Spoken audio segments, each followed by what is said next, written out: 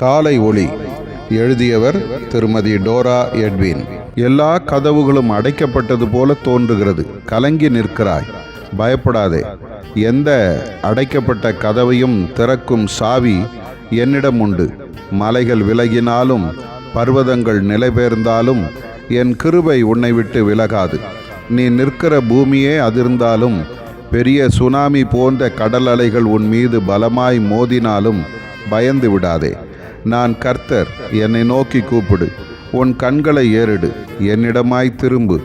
என் வல்லமையில் மட்டும் சார்ந்து கொள். உனக்கு நன்மை செய்வேன்.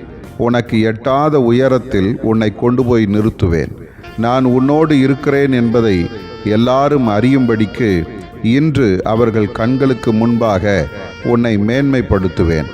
எந்தவிதமான எதிர்ப்பு சக்திகளையும் கண்டு பயந்து விடாதே. நான் உனக்கு உதவி செய்வேன். நான் உண்மை உள்ளவர். நீயும் சகல காரியங்களிலும் பெரிய சிறிய காரியங்களிலும் உன் உண்மையை காத்து கொள்ள வேண்டும்.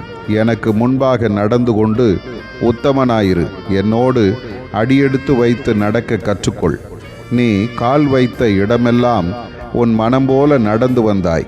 ஆனால் இப்பொழுது நீ என்னை உன் ஆண்டவரும் இரட்சகருமாக ஏற்றுக்கொண்டு என்னை பிரியப்படுத்தவும் எனக்கு கீழ்ப்படியவும் தீர்மானம் செய்திருக்கிறாய். என் கட்டளைகளும் என் நியாமங்களும் உன் நடைகளை கட்டுப்படுத்தட்டும். என் வசனத்தின் வெளிச்சத்தில் நடந்து வா. என்னோடு உள்ள தொடர்பை உறுதிப்படுத்திக்கொள். ஆதார வசனம்: நீ மரண பரியந்தம் உண்மையாயிரு, அப்பொழுது ஜீவ கிரீடத்தை உனக்கு தருவேன். வெளிப்படுத்தல் 2:10.